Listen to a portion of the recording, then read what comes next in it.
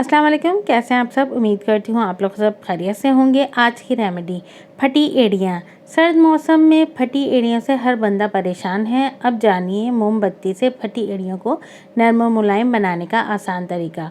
मौसम सरमा में जब सर्द खुश्क हवाएं चलती हैं तो सबसे पहले अक्सर लोगों की एड़ियाँ जो है वो फटती हैं। कुछ की इतनी ज़्यादा तकलीफ हो जाती है कि इनका चलना फिरना जो होता है वो महाल हो जाता है, क्योंकि कारपेट अगर घर में बिछे होते हैं तो हमारी जब एड़ियाँ फटी होती हैं तो उसमें अटकती हैं, जिससे हमारे ब्लड आना शुरू हो जाता है। तो ऐसे में कुछ आसान टिप जो है वो मैं आपके साथ शेयर कर रही हूँ, जिनको आप अपनाकर आप इस तकलीफ से निजात पा सकते हैं। फर्स्ट रेमेडी, डबल बॉयलर में आपने एक मोमबत्ती को कद्दूकस करके डाल लेना है। जब वो पिघल जाए तो इसको चूल्हे से उतार लें। अब इसमें ज़रा सा सरसों का तेल डालें, ज़रा सी हल्दी और 2 से 3 विटामिन ई के कैप्सूल डाल दें और अच्छी तरीके से मिक्स कर लें। अब इसे रोज़ाना रात को पैरों की एड़ियों पर लगाएं। 3 दिन में ही आप इसका रिज़ल्ट जो देखोगे, एड़ियाँ इतनी बेहतर हो जाएंगी आपकी, बहुत अच्छी मुलायम हो जाएंगी।